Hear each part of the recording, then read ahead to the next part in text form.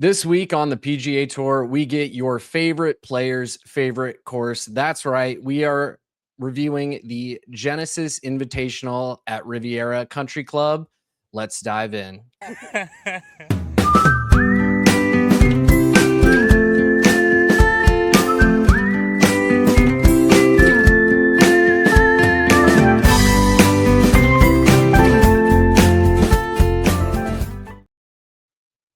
Welcome back to the 19th hole, guys. Jake here, as always, joined again by Mike this week. Mike, how did Pebble turn out for you?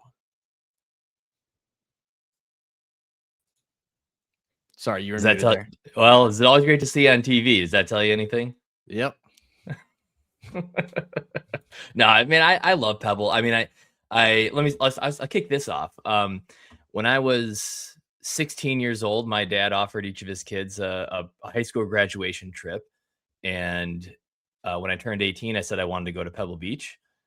And 20 years later, haven't been. Yeah, so I'm just, I was asking my wife, I was like, do you think should I call this one in yet? Because I think it's probably time. Yeah, it's about time. I love it. Pebble, it was like a dream course for me to play. So you've played it. I have played it. I shot 112 as a 6 handicap playing Pebble, and I enjoyed every second of it. It's just one of those courses that, like, you watch the pros make it look so easy, and you're like, it's pretty straightforward. Like, keep the ball in play, get it on the green. I could do both of those things, and then you get the nerves, like, on 18 and you duck hook it into the water. You sail the green on 7 twice. You make big numbers, but you love every second of it. I have a working theory that has to do with the inverse relationship between the expectation and that you should have for a golf round and the amount of money you're paying for it. In that the more money you're paying, you have to deliberately lower your expectation to increase the amount of joy that you're going to have. And I think that's really true about Pebble when it's, tipping $1,000 now with caddies. Like, no question, I'll pay that money, but I got to be happy with 112. Yeah, it's not my local 9-hole course that I pay $18 to play. Like, that one, if I shoot worse than like 2 over, I wanted somebody's getting stabbed at softball that night. That's all I know. Speaking of getting stabbed at softball, this is way better than getting stabbed. It is the brand new IBT Golf family. That's right. The IBT Golf family is our brand new chance to gain access to all of the analysts that we have over at IBT, our memorabilia giveaways, as well as our full betting cards. When you sign up for free, you get the conversations with everybody, free entries into our memorabilia giveaway, as well as the entry into our yearly one and done contest. We're off to a great start in that this year. My brother is beating me and on players I'm telling him to pick. So clearly I'm just making the wrong choices for myself, but I digress. If you want to upgrade the membership, you'll get full access to our weekly betting model, as well as our full betting cards for all of the picks that we're going to make. And that is $3.99 a month or $36 for the full year. And this also includes entry and benefits for our football family, our racing family, and our entertainment family as well. With that, you can join for free at in-betweenmedia.com/chat or with the link in the episode description. And while you're down there with the episode description, you're probably already subscribed to the In Between Media YouTube channel, but the 19th hole now has its own channel. So please make sure you head on down to that and subscribe to that as well. It will be the host of all of our live streams, any episodes that we put out throughout the year. This will be the new home of that content, so make sure you do not miss it. And if you're listening to us on 101.5 FM, talking West Tennessee, head on over to YouTube, subscribe, come hang out. It's a great time. But with that being said, let's head on over to the news.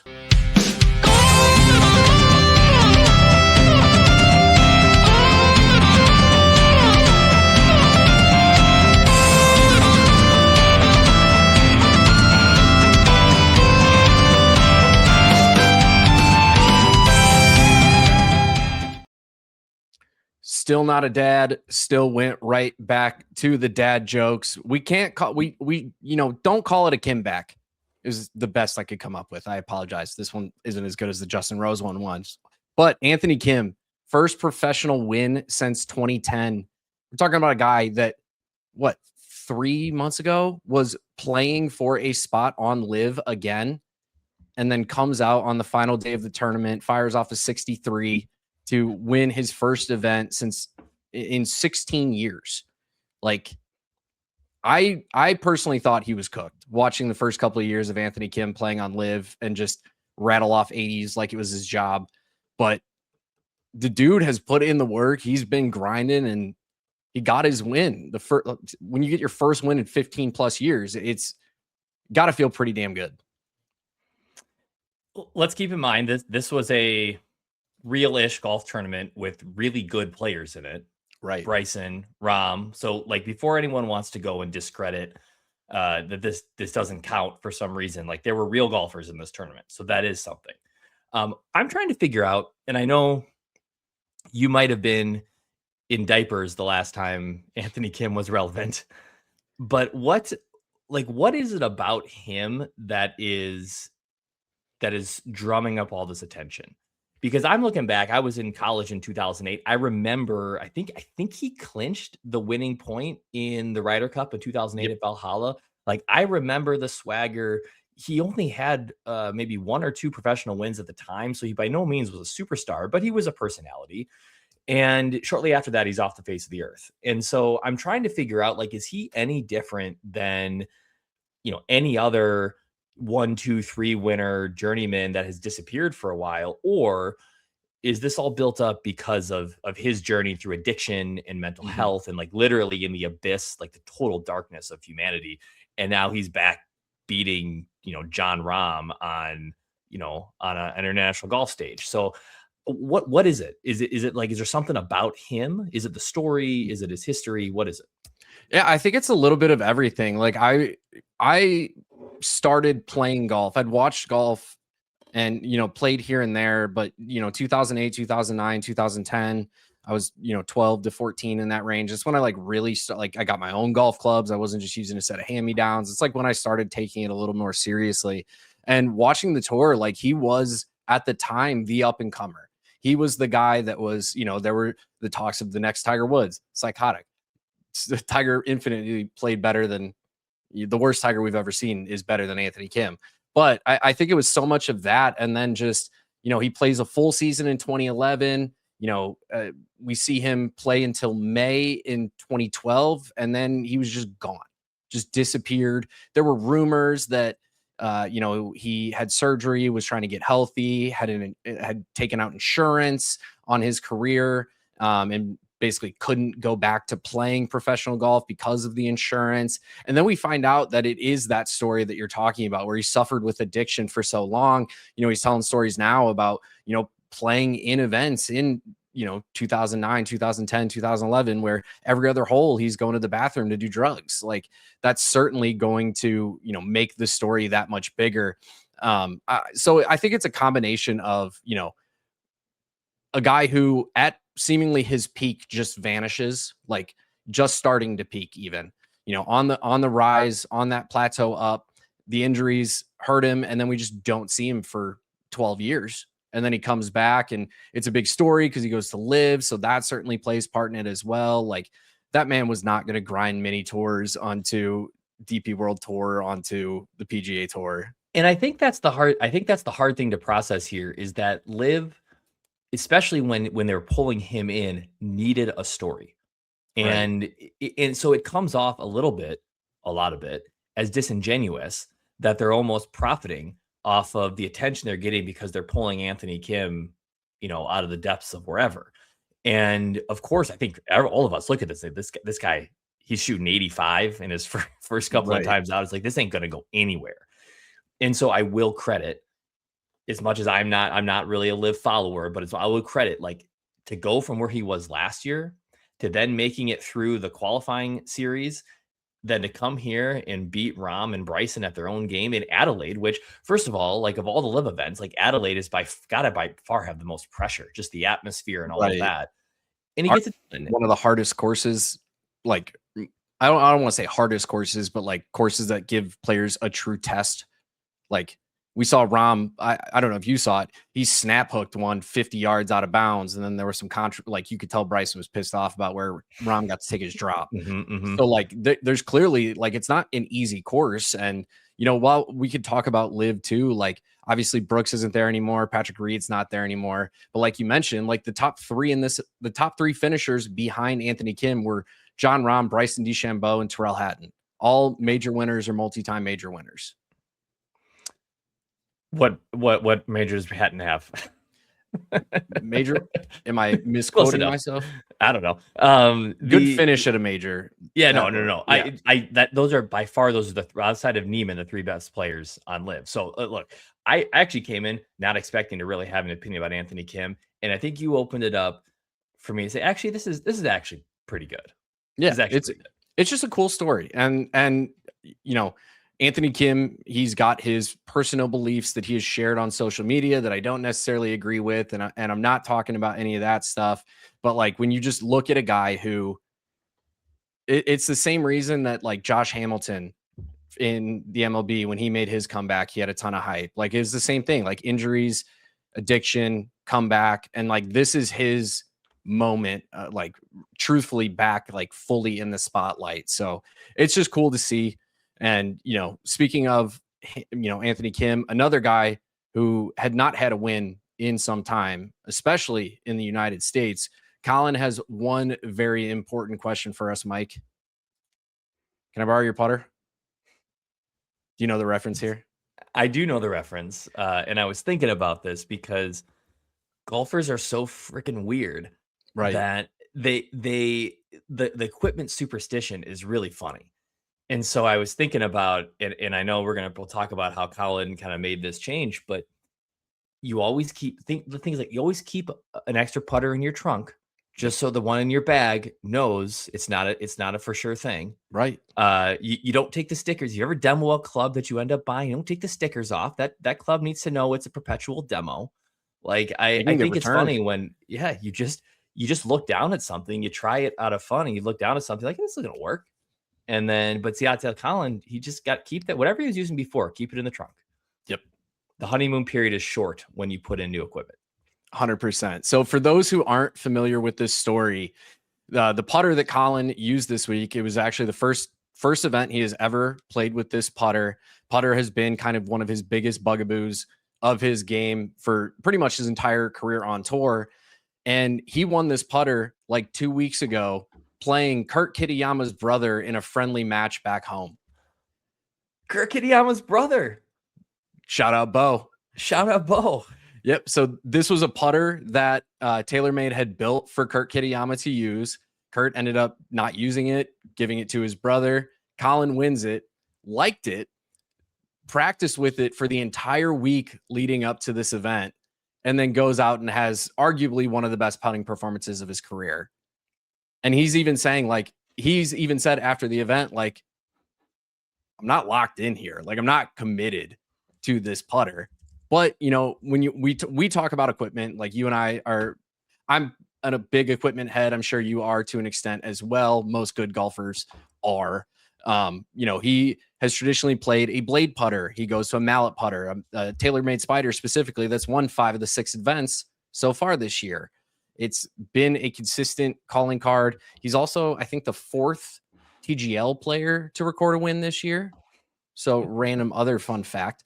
But, when you go from he was going from a very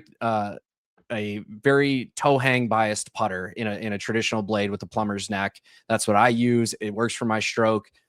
So to go from that to a mallet with a flow neck, you're still getting some of that toe hang. It's just going to be a little more forgiving on some of those mishits because of the weight behind it. And the mallet, for most people, myself especially, it traditionally sits a little more closed. So you have to adjust your line or how you're holding the club a little bit to get it to look square for you. So it's not like he just was like, he picked a different version of what he's already been using. He went not quite polar opposite, but pretty darn close. I made, first of all, TaylorMade was very quick to point out that 5 of the first 6 winners this year were playing spider putters. And I think it's all 6 winners are playing mallets. I made the switch about 13 years ago. I went from a Scotty Studio stainless to The one I have over there. Maybe an Odyssey 2-ball Versa with the Versa colorway. So it's black and white. And I can't get rid of it. And I made that switch because I said I need to be better from 15 to 35 feet. It just was mid-range putting. I needed to have better control of my speed, and it was night and day difference how much more forgiveness I got in the strike going with a heavier MOI putter head. And I think what ends up happening here is you just end up with a whole bunch of science and data that is now catching up with the game. And where I felt like it was a sense of pride and aesthetic to have a really beautiful Scotty Cameron blade in your bag, and I know you're still playing it. A lot of these guys are probably just looking at the data and saying, like, I can see how much more consistent my strike is when there's less volatility in the head and impact. And when you're talking about millions of dollars on the line, those millimeters matter. Exactly. Yeah, I went and did a putter fitting, and from who fit me, it was an Odyssey fitting, and nothing that they had. They were like, we could sell you a putter, but it's you putt well with your Scotty. And so when we keep the stats, right, like my putting, like according to the stats that I've recorded over the past couple of years, I actually putt as a plus golfer. My issue typically ends up being the other parts of my game. Like putting is one thing I've always consistently done well. So for me, I tried an Odyssey 7. That one didn't work for me. I tried the 9 head. So, Phil Mickelson, probably the most famous for using that style of putter. That one absolutely did not work for me. I've messed around in store with like the center shafted zero torque putters. They all sit super close to me. So we'll get you a lab. You seem like you might be a lab guy. No, I hated it.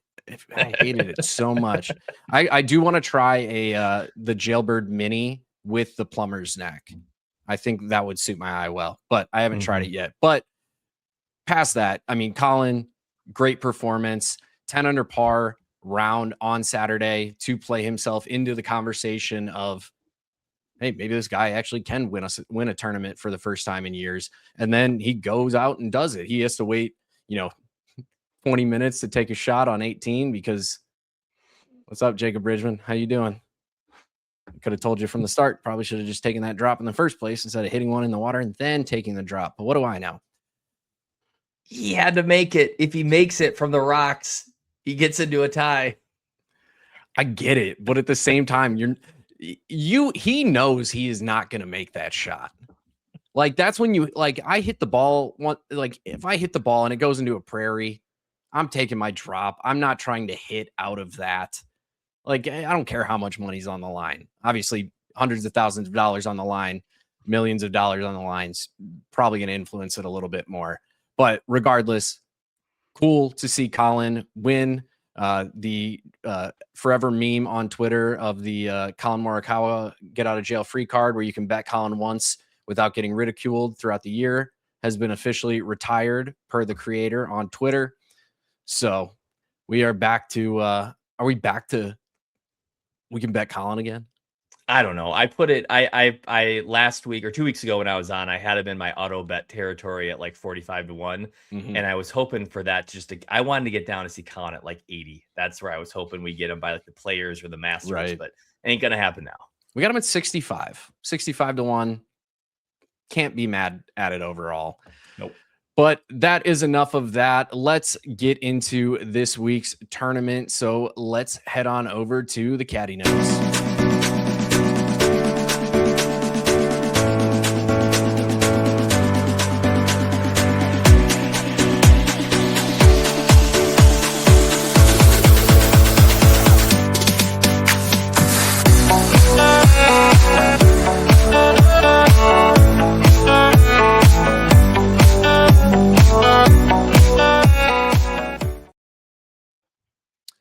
We head over to Pacific Palisades, California, to the Riviera Country Club. Mike, why don't you tell the people a little bit about this beautiful course? Well, and that's exactly what it is. It is a beautiful golf course in a part of the country that's been through a lot of stuff the last couple of years with the fires that somehow spared this property. And you could see those pictures a couple years ago, were just absolutely nuts. But here we go. We get a real tough test.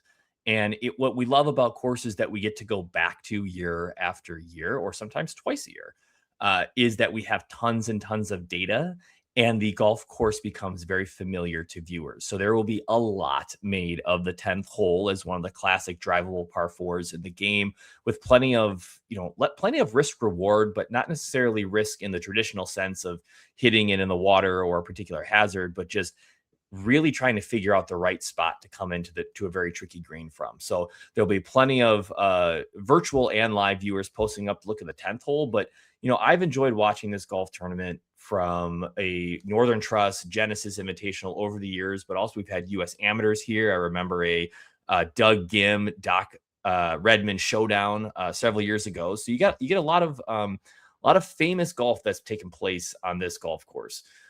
This is a golf course that favors elite ball striking. And it doesn't necessarily mean that you have to be very accurate. You just have to be in the right place. So we want to see strokes gained off the tee, which means regardless if you're hitting in the fairway or the rough, you're putting yourself in a position to score. You also end up with a ton of iron shots, 150 to 200 yards, and skewing on the longer end. So strong iron play, especially high at the top of the bag, elite driving. And then I have never been to Augusta or Riviera, but there are two golf courses in this country. When I think of enormous undulated greens and bunkers that are bigger than my house, this is one of those places. And I know this doesn't mean a lot, but when I've dabbled in virtual reality and I've played Riviera on Golf Plus, which actually is a pretty cool game and pretty cool experience, you get a sense for how ridiculously deep some of these areas around the greens are. And I think that's what I've heard from people that have been to Augusta is you do not understand the elevation change around Augusta National until you've been there. And you get the same thing at Riv. I mean, just think of that first shot, that tee shot you're hitting off of one, which is like 40 feet in the air. So this is a very difficult golf course. It's still we're still gonna get a winner that's 15 to 20 under this week, but it is going to be players that really show up and are hitting the ball well from driver down to their middle irons. 100%. So some of the notes that I have as well for the course, it does tend to historically favor long hitters with good short game, solid POA putting. The POA that we get here will play different than we've seen out of other POA courses like Pebble Beach, for example. Riviera's greens are typically a little bit faster. They are, as you said, bigger. There's more undulation. It tends to be a little less bumpy here as well. Tends to roll a little more true. Even though it favors long hitters on most of the holes, I think the average width of the fairway at 300 yards is about 33, 34 yards, but they get substantially narrower the closer that you get to the green complex. As you mentioned, you're going to have the elevation changes on the course. I think as much as 35 to 40 feet on some holes that you're going to be, having to deal with and calculate for your shots. It's also got a lot of dog legs, which eliminate the ability to, always take advantage of your distance unless you can. If you're a righty who hits a big power fade, we'll call it, or a lefty who hits a giant hook, you can do really well here. Cough, cough. Bubba Watson, pretty good career here. Weirdly enough, a lot of live players have won here. Just random fun fact about this course.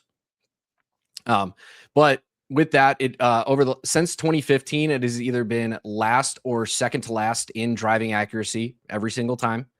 It's got one of the lowest greens and regulation percentages on the PGA Tour at just a hair over 56%.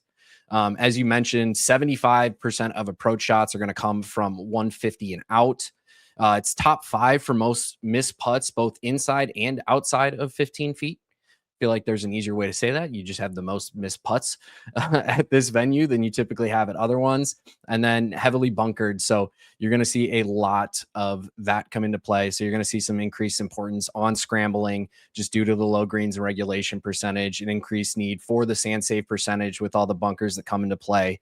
And then for comp courses here, you and I both have Augusta on here. there's such a strong correlation between playing well at Augusta and playing well at Riviera. Even though they do, they're set up very differently in a lot of ways. The rough, obviously you're getting different grass on the green, different rough. You're getting, Kikuyu here. You're not getting that at Augusta. It's a very different overall setup, but a lot of the skills parlay really well. And then you also have Torrey Pine South on here as well, which hosted this event last year due to those wildfires that you're talking about. So when you were looking at that, are you using kind of similar statistical profiles that you would use for an Augusta or a Torrey Pines? Or are you looking more in that correlation of just players who are successful here tend to be successful here? Looking at the statistical profile. So I think if you look at, Torrey tends to be, long, no, Riviera's got more, like you said, more routing to it, more dog legs. Torrey wants a lot of long tee shots. What I like is just the around the green play at Torrey is a lot similar. You have these runoffs, you have contours, you have false fronts, and again, like that's what does well at Augusta, and that's what's going to do well at Riv. So I do like the correlation there, and there is some carryover between Torrey Pines and Riviera from a historical performance standpoint. The one thing I want to dig into really quick is you say bottom two in driving accuracy, and I think a lot of folks that maybe on the casual side here look at that and say, oh gosh, I better go play. I better go play accurate drivers because it's so difficult to get the ball in the fairway here. But the reality is that the rough is going to be 1.5 inches to 2 inches long. It's really not penal. And what it comes down to is, are you putting? It's like playing a Pete Dye course. It's like, can you get the ball into the right spot, even if you're in the rough? Get yourself the right approach to the green. And so one of the stats you can mix in when driving accuracy is not at a premium is distance from edge of fairway.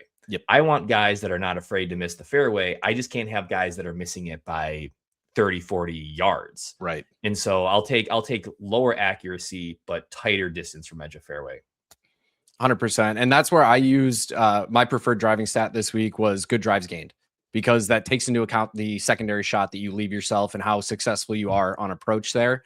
And as we mentioned, this is a ball striker's course. This is a shot maker's paradise. Like, you have to be a solid putter or a solid striker of the golf ball. So, some of the stats that I weighted past what I mentioned there, overall approach proximity from 150 plus. As we mentioned, you're going to have a ton of approach shots from that range. I did also include strokes gained tee to green at historical for Augusta and Riviera. Again, there's a ton of correlation there. Strokes gained putting on POA and 3-putt avoidance on POA, with the greens being this big and the most missed putts.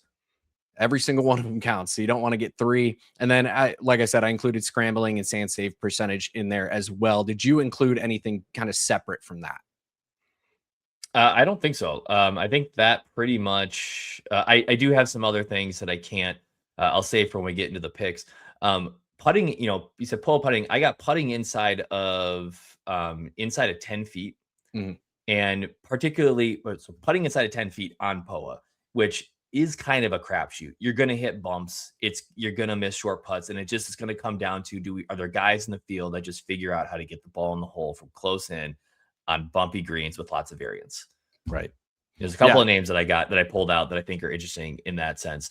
Before we get into the picks, I ask you a strategy question. Absolutely. You're playing the 10th hole. What's your move? Ooh, let me pull it up just to make sure I'm thinking about this right. I'm going to pull up the map too, so I have the numbers. I wish we could. We probably don't have the ability to share that live, but everyone knows it right in their mind. It's got cross bunkers at about 270 and this. Yeah, let's see. Yeah, I'm probably. So I think my landing area, I'm attempting to land between kind of the end of the cross bunkers and the bunker short left of the green there. So favoring that right side a little bit there. I don't remember the exact distance, unfortunately, and I'm struggling to actually pull up the app here. It's about like 330 for these guys. Yeah, 330. So that landing range there, I feel like 250 is a pretty comfortable number there. I feel pretty comfortable with the wedge in my hand, 80 yards and in. So 250, that's a nice solid 5-wood out there. I know with that club as well, like if I hit a nuke with it, it's not going more than like 270. And if I hit a bad one, like a spinny cutty one, it's probably going 225, 230. And if I'm aiming right at that bunker, my cutty one is gonna fade off edge of fairway, maybe a little bit into the rough there, which is not necessarily the best side to miss. You definitely want to be approaching this hole from the left side. But being a natural draw player, if I can hit it, and land it between those two bunkers, I think I've got a pretty comfortable in and hope to 3-putt and make bogey. I'm firmly in the camp of hit it as far as you possibly can and figure it out once you find it. But I do love a par 4 that these guys are going to drive it. They're going to be within 30 yards of the green, and 4 is not a guarantee. I love that. And that's where like my thought process comes in, because I know how far my driver goes. If I catch it well, I could, in theory, drive this green, but that probably means for me, if I don't catch it well, I'm going to end up in that bunker short left of the green. Then you're really in trouble. I'm going to hope that I just get it out on my first shot. I know that if I try and hit it as far as I can on this hole, that I'm making a 12. So I'll settle for the 5 there. But that's a great question. I like actually thinking about it there. But with that being said, we're going to start talking about the players here. But real quick, before we do, I want to shout out our sponsor, WannaParlay. WannaParlay creates fun and exciting competition that connects people. WannaParlay embodies the joy of winning, the heartbreak of almost winning, and all the other emotions you will experience during competition. From the brains of 2 Kansas State college football players, it's all about stacking legs, competing with real sports lovers like you and I, and getting real cash wins every single day. You can 1,000 extra money and cash out fast. If you're ready to get in the game and flex those parlay legs, download the app for iOS or Android and get a 100% match bonus when you use code IBT at signup. That's code IBT to get a 100% match bonus at WannaParlay. The link is in the episode description below.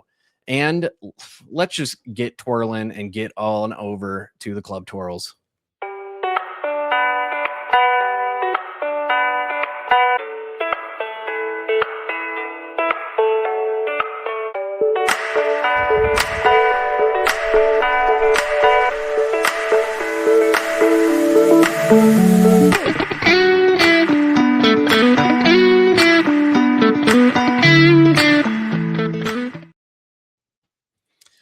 So with the books this week, it's pretty much what I expected. I will say Xander's odds feel weirdly short this week, but besides that, pretty much everything else makes sense to me. Are you in agreement there? It has. I think the books and the DFS markets have done a really good job. I was thinking about this today with getting Scotty in the right spot consistently. And I think that has really helped the rest of the board, especially on DFS, where you then have to make choices further down. But seeing Scotty perpetually 14,000 and above in DFS is right. And I think that's what we're getting here. We have not seen Scotty he's 325 this week in DraftKings. Have not really seen him longer than that to start the year here. Yeah. And so I think that it basically is taking him off the table for a lot of players. I do like the persistence of without Scotty markets. And if you didn't notice, on DraftKings Daily Fantasy for Golf, you can now play without Scotty markets in DFS. So it makes the rest of the board really interesting. And then I still am scratching my head on how I can get insane odds on Brian Campbell week in and week out. And this guy won 2 tournaments last year. So I know you got a thing for him, but he might win again this year, and someone's going to cash in. They certainly are. Well, so on these odds boards here, you and I kind of start our looking off at the same point here, which is with Tommy Fleetwood sitting at 25-1 on FanDuel at the time of putting this together. I will tell you, these odds have already heavily shifted. On FanDuel, he is now down to 19-1, DraftKings 22-1. So, he's one of the top 5. He's essentially tied with Hideki pending the book in the top 5 of the pricing tier here. We kind of had the same thought here. I saw it in your notes. Like, did people just not pay attention to how well he played all fall? And then how well, well, first of all, he grew up, got a real job, changed his name from Tommy to Tom. and we're going to take him seriously now. And that's it. But I think it's exactly what happened. I mean, you go back to October, and I mean, he really went back to the BMW PGA Championship in mid-September. And from then, he's got a 21st, a win, a second, a third, a 25th, and a 41st at the Dubai Desert Classic. And it was like, okay, he's been playing, and he's been playing really well. And of course, he comes out and he tees for his gain strokes in every phase of the game at Pebble on a golf course that should reward a player like Tommy Fleetwood. It does. He goes T4, and like now we're going to be set up with no surprise for Tommy probably to go take over the spring and become a nice ancillary figure in the Scotty Scheffler Tour. Yeah, he's been playing, like you said, spectacularly. And you can even go farther back than that. Really, since he missed the cut at the U.S. Open, he's got the T2 there, 16th at the Open, 3rd at the St. Jude Championship, 4th at BMW, pulls off the win, finally gets his PGA Tour win, continues that success on DP. And then you look at his stats too, and like on BetSperts on their live or on the player profiles, you can see, just breakdowns of the last however many rounds. You go back about, call it 50 rounds, and he was averaging per round about 0.66 strokes with the putter. That's up to 1.2 over his last 8. His ball striking is actually down over his last 8, which is interesting because he's been phenomenal with his irons over his last 8 professional rounds. I think it's just kind of in general showing that, ball striking can be a bit of a finicky metric there. He's driving the ball pretty much the same, definitely more accurate than he has been. He's picked up some distance too. Like I'm looking at the last 6 events. Like Tommy is like he's an average to below average distance off the tee, but like he's picked up something in the last 2 months, and I like that coming into Riv. Yeah, I want to actually take a peek at that. One of the other things that I do love about the rabbit hole is we can get things like club speed and ball speed metrics for players. And both of those numbers, his driving distance, it's about the same overall, but he's picked up about a mile per hour and a half ball speed. His driving accuracy is substantially increased over the last 16 rounds, 73% accuracy off the tee. His average driving distance, he's had weeks where that's pushing 300, which we really haven't seen before. It just goes to show that his game has truly come together. It wasn't a fluke that we saw him finally win. It was the culmination of this guy's been in contention for years now. Let's get him into the winner's circle, and we're just going to continue to see him play without that chip on his shoulder. It's a lot like Rory after the Masters. Like the weight's gone now. Everything's gravy from there, and we're seeing a lot of the same things with Tommy. So he was the first player that caught my eye in the tiers. Very good Masters history, and does have a T10 and T20 at Riv in the last couple of years. So I think checks all the boxes this week. 2,500 if you can get him there. I think it's like you said, it's probably come down a little bit, but if I'm gonna play this range, I want to start with Tommy. 100%. And then the next guy for me that pops up, it's Patrick Cantlay. When you talk about course history here, I mean, what more is there to say? The dude missed the cut the first 2 times he played here. And then since the 2018 Genesis Open, T4, T15, T17, T15, boring little T33 in 2022, and then 3rd and 4th place in his last 2 starts here. Like, this is a guy who clearly has the ability to play this course and play it very well. I will say, we have the outright on here. He feels a little more comfortable. In fact, it's something I shouted out in the Discord, so this is a good thing to look at if you're ever curious. You can get Patrick Cantlay at plus money for a top 20 here as of this morning. Like, that doesn't happen too often when you see a player with this kind of consistency at an event like this. He's got some good performances at Augusta as well. So it's not, unheard of to see him succeed here. But I mean, he'll flat out tell you this is the event that kind of wakes him up for his season. Like, everything he does until this event is an event that they're playing, but Riviera brings out the best in a lot of these players. I think that goes a long way if he's saying that. And I think for every player that we talk about here, this is why we're harping on history at here and then at Augusta, because when you play this golf course, a dozen times in your career and you play it really well, you almost kind of sleepwalk through good rounds. And I like think about your home course where you played and you're like, I can show up here and I can shoot whatever number. I know every break. I know every spot to miss it. That's what happens on golf courses like this that can eat the newcomers alive. Same with Augusta. So I trust Patrick Cantlay when he says, this is the one that gets me going. I'll back him on that. 100%. And another guy right here, kind of a similar thing, Cam Young, 33-1 currently. Hasn't had the best performances to start the year, but again, we kind of just look at what they've done at Riviera. Tied for second here in his debut, followed that up with a tied 20th and a tied for 16th. He's never finished outside the top 20 at this event. Again, another guy probably a little more comfortable in that top 20 range, but certainly a guy, we saw him win just last year at the Wyndham, rattle off a bunch of good performances in a row from there as well. And another guy, when I opened this video by saying it's your favorite player's favorite course, this is probably the favorite course of, I would say, half the PGA Tour. It's truly, because there's no gimmicks here, right? There's no island hole that you have to take a ferry onto. There's no 70 bunkers that look like piano keys going up the side of every hole to make it hard. Like, we love those things, but this is just a true test of where your golf game is at the day you are playing the course. Yeah, go look at the overheads. Like, I think it's really interesting. It looks like any golf course we know. It's Parkland style. The holes run against each other. There's trees in between them. I mean, obviously it's perfectly manicured, and there's no water on it. You can't really hit it out of bounds. And so you're right. It just then comes down to who hits the golf ball the best. And I love that. Yeah. And that's why this is one of my favorite events to watch. Simply because you're going to figure out 4 or 5 holes in who's got a chance that day and who is praying to get to even par on the day, because this is the course that will show you very quickly whether or not you have your game.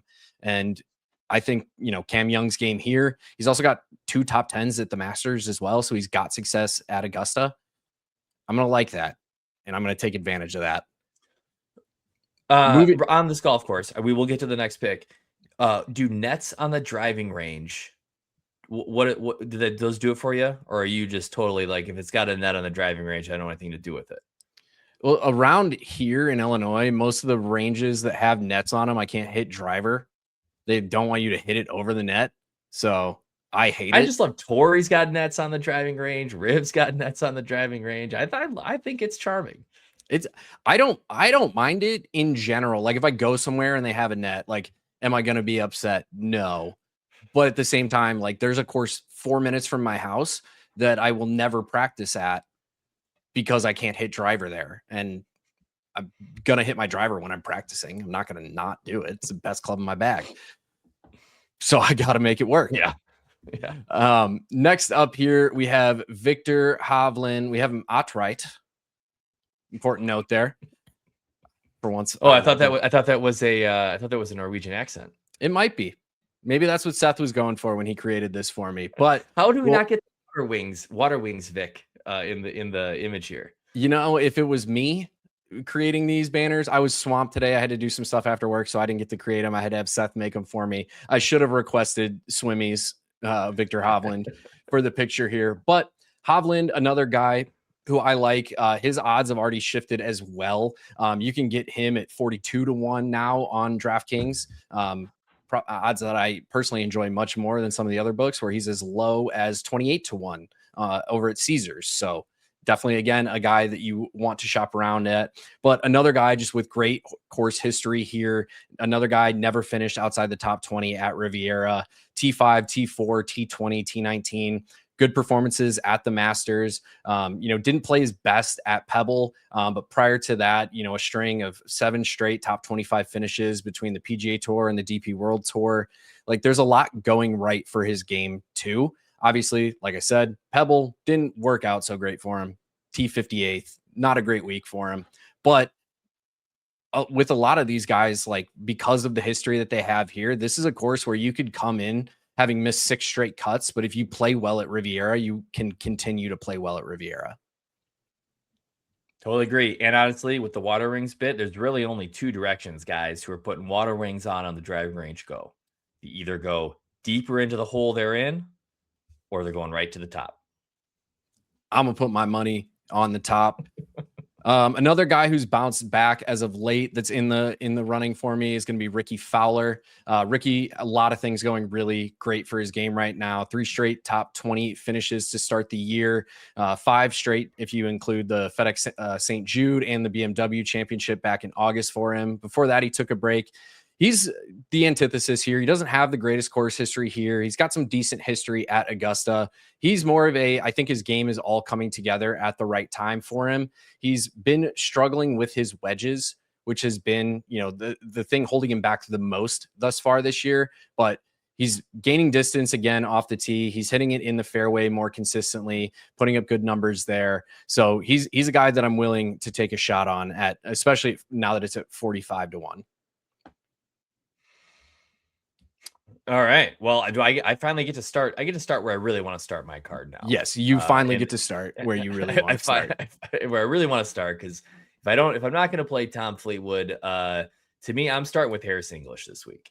And here's the sneaky bit on Harris English, because he, undoubtedly is one of the most boring golfers on tour. And I don't really actively bet Harris all that much, because I just don't seem to get it right. I can't really tell when he's playing well, when he's going to pop. But here's the thing I like about Harris. He is hitting the ball particularly well right now. He is sneaky good in his off the tee game.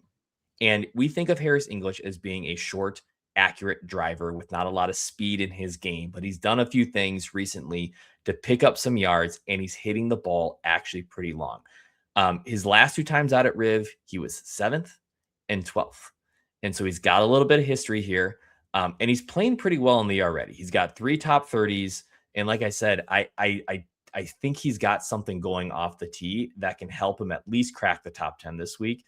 We know that he can win tough events against tough fields. He won the Farmers last year at Torrey. And then you throw on top of this, he's top 10 in the field in scrambling and sand play. So I'm seeing a lot of things from Harris this year. We haven't seen him play much. He played this week. He was T24 at the Pebble Beach. He played at Phoenix. He's played 4 events this year. Top 30 in all 4 of them. So I like Harris. What do we got him? 3,700. You get him 4,500 now on BetMGM. I think that's come down, unfortunately. But this is where I'm starting with a bit of a mid-range surprise. Yeah, you can get him 40-1 currently at MGM and FanDuel currently.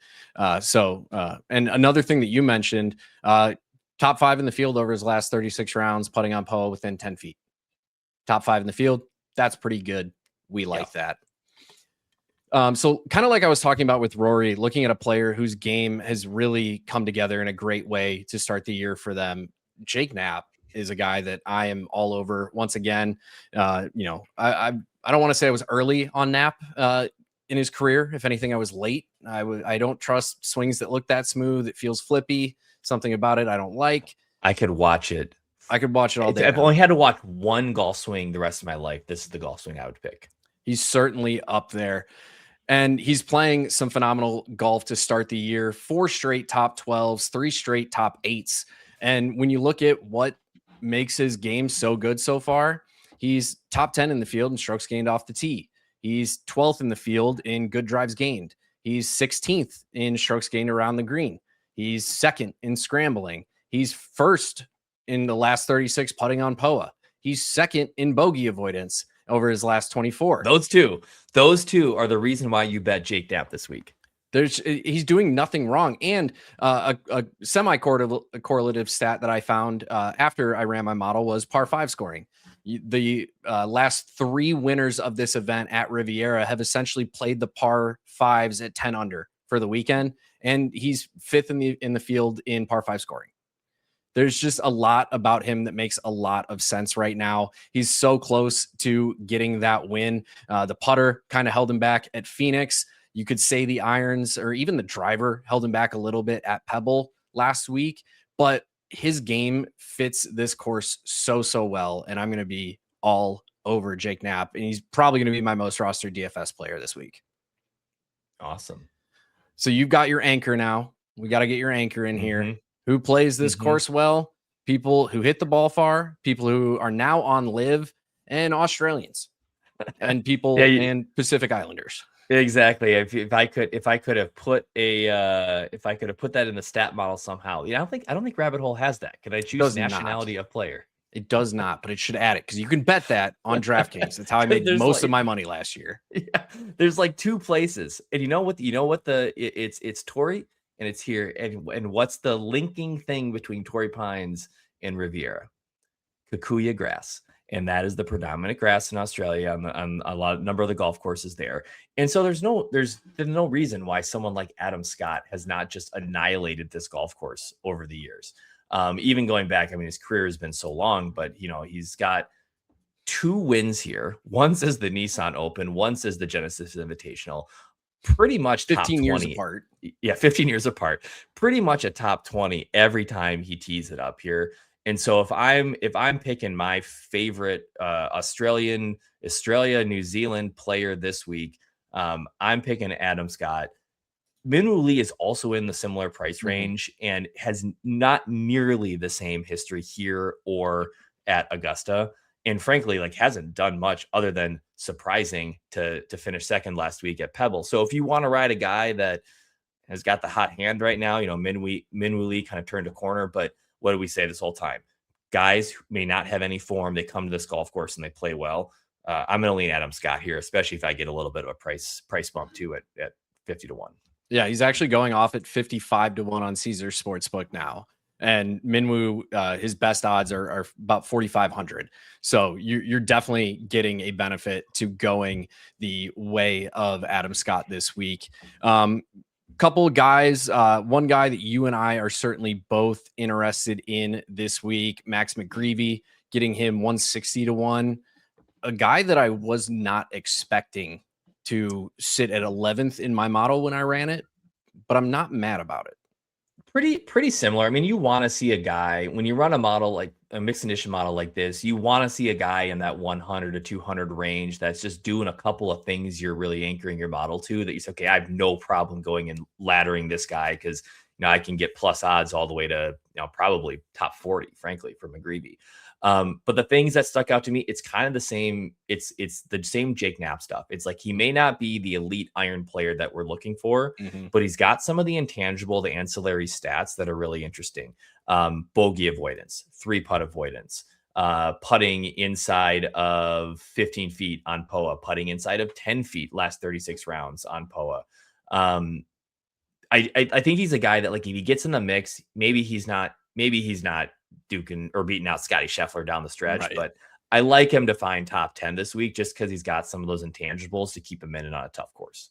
100%. And like you said, like, looking for some of those separating stats can be huge. Like we mentioned, good drives. I mentioned good drives gained. Like, even if you're not going to hit it in the fairway, if you're setting yourself up for successful approach shots, and he's 5th in that metric over his last 24 rounds. So certainly a guy who in this range can succeed. I don't know if you are hopping on the Max Homa train with me this week. It's Max Homa at Riviera. I am on the train. That's basically what it boils down to. 8,200 is a wonderful number for that ticket. Yeah, 82 to 1. A guy who, even like 2024, watching some of the worst Max Homa golf that we've ever seen, T3 at the Masters. Last year, seeing more of some of the worst Max Homa golf that we've ever seen. He missed 5 straight cuts before the Masters and then rattles off a tied for 12th. He's won here at Riviera. He's got a top 10, a 2nd place finish, a 16th place finish 2 years ago. A guy who just plays this course well. And to be blunt, I don't think he's far off being great Max Homa, or good Max Homa again. I think he's making good shots. I think he hasn't gotten the breaks that he's needed to find a lot of success, but 82 to 1, color me interested on a guy with that level of history here. Speaking of Max, did you see Joe Griner's caddying for Akshay now? I did not. Yeah, that caught me off guard because, I mean, since they split, Joe's been jumping around. He caddied for JT for like 20 seconds, won an event. And then I was thinking, like, gosh, he's just going to go turn the corner in 2026, caddy for Akshay, win again. Didn't work out, obviously. But yeah, Max, it just feels a little. To me, Max is a different guy now that he's not sort of this like buddy golfer out there having fun with his high school friend. Like it's a little more down to business for Max, and For sure, it's been a little less fun. 100%. A guy who has no problem having fun on the golf course. Sahith Theegala, 120-1. Again, this is just a case of I can 120x my money on Sahith. Sure. Does he? He's a California kid, so he's got he's got history playing out of Kikuya. He's got history playing on Poana greens. He's got some good success both here and at Augusta. T6 here back in 2023. He also finished 9th at the Masters that year. Pretty strong golf to start the year. Fell off at Pebble, as we saw a few different guys do, but still actually gained strokes off the tee for once his driver wasn't holding him back at an event. It was the other clubs in the bag. But a California kid, 120-1. I'm intrigued. That he can have a pop putting week. He can gain 8 to 10 strokes with the putter, and it will equalize anything else going on in his game. I saw Sahith at the 3M Open a couple years ago, cleanly shaven. And it really caught me off guard. It was weird. And I yelled out, it was during a practice round. I yelled out, Sahith, what happened to the beard? And he goes, yeah, don't worry. It's going to grow back in 2 days. I wish. This is my beard of about 6 months here. So, but to wrap out our show here, we have one last guy. I hate to be the bearer of bad news. You cannot get Tony Finau 225-1 anymore. So is it? I'm going to get myself caught up here, because when I went in to look originally, I couldn't even get an outright number on DraftKings. They had it locked out. He was the only guy in the field in which it was locked out. What is my number now?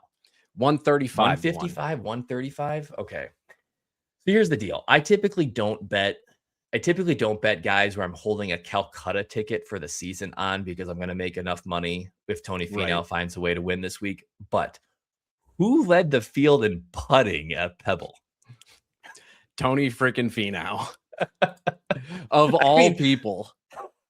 This guy, again, we go back to saying he's got great history at Augusta. He's got great history at Riviera.